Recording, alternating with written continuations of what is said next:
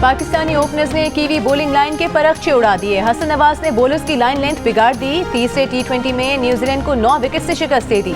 हसन नवाज की 45 गेंदों पर 105 रन की नाकाबिले शिकस्त इनिंग्स, 7 छक्के 10 चौके लगाए। पावर प्ले में भी पाकिस्तान की तारीख का सबसे बड़ा स्कोर बन गया। पाकिस्तान ने 205 रन का हदफ 16 ओवर्स में हासिल कर लिया। कप्तान सलमान आगा ने 51 और मोहम्मद हारिस ने 41 रन बनाए। हारिस रऊफ ने 3 विकेटें हासिल की। शाहीन आफरीदी, अबरार अहमद और अब्बास आफरीदी की 2-2 विकेटें। 5 मैचों की सीरीज में न्यूजीलैंड को 2-1 की बढ़तरी हासिल है। चौथा मैच इतवार को खेला जाएगा।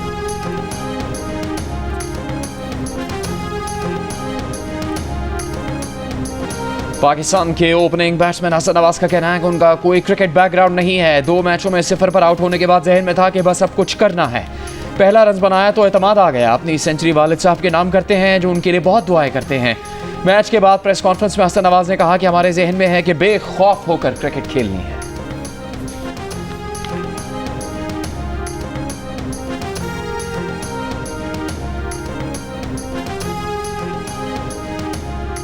बहुत खुश हूँ और रब की शुक्रगुजार हूँ कि उसने हमारी ये दुआएं सुनी है। मैं तो रो रो के अल्लाह को बस नफल ही पड़ती रही हूँ, मुसलसल सजदे में रही हूँ। और हम तो बिल्कुल मैच देख भी नहीं सकते हैं उसका। जब इतना अच्छा खेल रहा होता है ना, हम कहते हैं हमारी नज़र न लग जाए।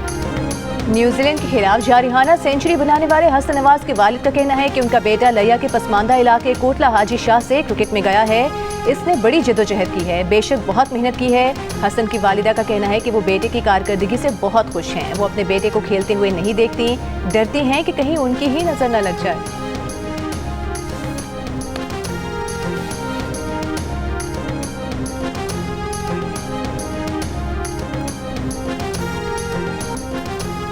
पेशावर हाई कोर्ट ने कौमी असम्बली में अपोजिशन लीडर उमर अयूब को 15 अप्रैल तक हिफाजती जमानत दे दी। किसी भी दर्ज मुकदमे में गिरफ्तार न करने का हुक्म। विफाकी हुकूमत और दीगर फरीकैन से 14 रोज में उमर अयूब के खिलाफ दर्ज मुकदमात की तफसीलात तलब। मीडिया से गुफ्तगू में उमर अयूब ने कहा कि हुकूमत से पहले भी मुज़ाकरात किए, लेकिन उनके पास अपोजिशन को देने के लिए कुछ नहीं। ये बानी PTI से एक मुलाकात नहीं करवा सकते। हुकूमत अपोजिशन अलायंस से खौफजदा है।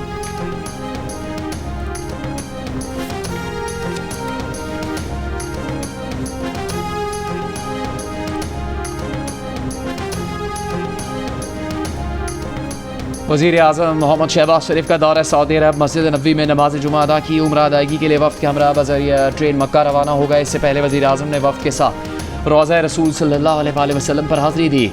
रियाज़ुल जन्नह में नवाफिल अदा किए। उम्मत मुस्लिमा में इत्तेहाद और पाकिस्तान की तरक्की और खुशहाली के लिए दुआएं।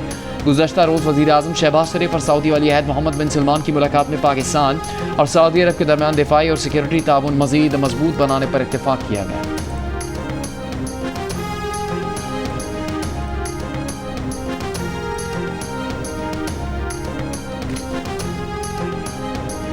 वज़ीर आज़म की हिदायत पर एलॉन मस्क की सैटेलाइट कंपनी स्टारलिंक को NOC जारी करने की मंजूरी दे दी गई। PTA की जानिब से लाइसेंस देने की राह हमवार हो गई। PTA लाइसेंस जारी करने के लिए ज़्यादा से ज़्यादा 4 हफ्ते का वक्त ले सकता है। PTA की जानिब से स्टारलिंक को रजिस्ट्रेशन सर्टिफिकेट जारी किया जाएगा।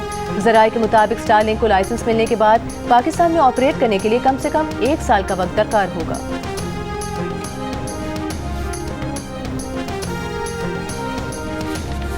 सैलाबी नुकसानात की बहाली के मंसूबों के लिए $10 अरब की इमदाद का वादा हुआ। काबिल अमल मंसूबे पेश न करने की वजह से सिर्फ 1/3 इमदाद ही मिली। हमारी सलाहियत ही नहीं थी। वज़ीर ख़जाना मोहम्मद औरंगज़ेब का इंकशाफ। मालियाती मामलात के साथ तकनीकी इमदाद को ज़रूरी करार दिया। इस्लामाबाद में तकरीब से खिताब करते हुए कहा कि क्लाइमेट फाइनेंसिंग के लिए काबिल अमल मंसूबे बनाना होंगे। मौसमियाती तब्दीली का मसला हल न किया तो मईशत को नुकसान होगा।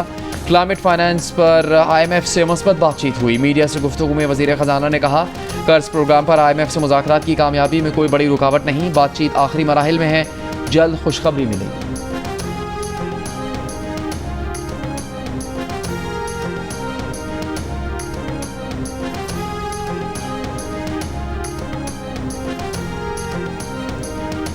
मुल्क के मुख्तलिफ शहरों में जमात इस्लामी के फ़लस्तीनियों से इज़हार यकजहती के लिए मुजाहिरे। गजा में इसराइली हमलों के खिलाफ आवाज़ उठाई। आलमी बरादरी से किरदार अदा करने का मुतालिबा। कराची में बोर्ड बेसिन पर मुजाहिरा। पुलिस ने मुजाहिरीन को अमरीकी काउंसिल खाने की तरफ जाने से रोक दिया।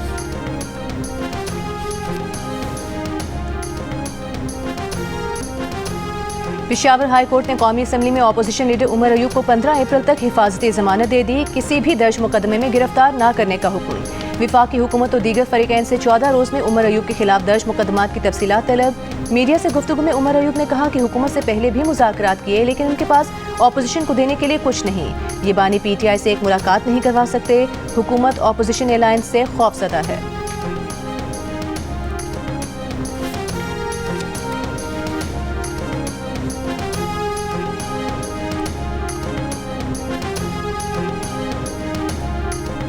वज़ीर आज़म मोहम्मद शहबाज शरीफ का दौरा सऊदी अरब। मस्जिद नबवी में नमाज जुमा अदा की। उम्रा अदायगी के लिए वफ़द के हमरा बज़रिया ट्रेन मक्का रवाना होगा। इससे पहले वज़ीर आज़म ने वफ़द के साथ रोज़ा रसूल सल्लल्लाहु अलैहि वसल्लम पर हाज़िरी दी। रियाज़ुल जन्नह में नवाफिल अदा किए। उम्मत मुस्लिमा में इत्तेहाद और पाकिस्तान की तरक्की और खुशहाली के लिए दुआएँ। गुज़श्ता रोज़ वज़ीर आज़म शहबाज शरीफ और सऊदी वली अहद मोहम्मद बिन सलमान की मुलाकात में पाकिस्तान और सऊदी अरब के दरमियान दिफाई और सिक्योरिटी ताउन मज़ीद मजबूत बनाने पर इत्तेफाक किया गया।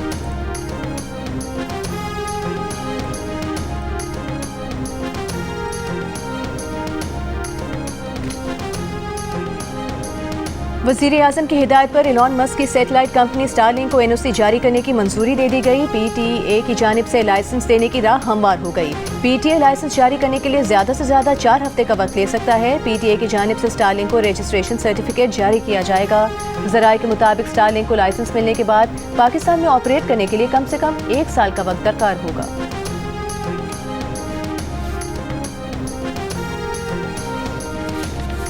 सैलाबी नुकसानात की बहाली के मंसूबों के लिए 10 अरब डॉलर की इमदाद का वादा हुआ। काबिल अमल मंसूबे पेश न करने की वजह से सिर्फ 1/3 इमदाद ही मिली।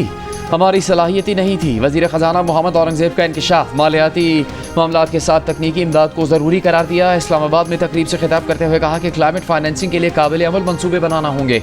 मौसमियाती तब्दीली का मसला हल न किया तो मईशत को नुकसान होगा। क्लाइमेट फाइनेंस पर IMF से मुस्बत बातचीत हुई। मीडिया से गुफ्तगू में वज़ीर ख़जाना ने कहा कर्ज प्रोग्राम पर IMF से मुज़ाकरात की कामयाबी में कोई बड़ी रुकावट नहीं। बातचीत आखिरी मराहिल में है। जल्द खुशखबरी मिलेगी।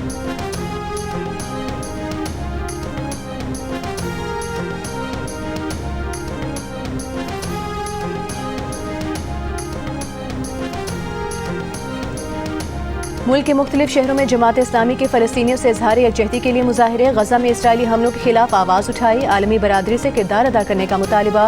कराची में बोर्ड बेसिन पर मुजाहिरा। पुलिस ने मुजाहिरीन को अमरीकी काउंसिल खाने की तरफ जाने से रोक दिया।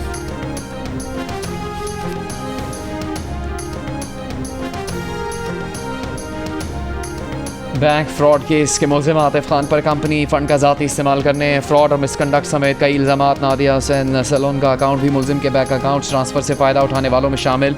FI ने 55 सफ़ात पर मुश्तमिल केस का अबूरी चालान कराची की ज़िला अदालत में जमा करवा दिया। मुल्ज़िम के बैंक अकाउंट से फ़ायदा उठाने वालों को तहकीकात के लिए बुलाया जाएगा।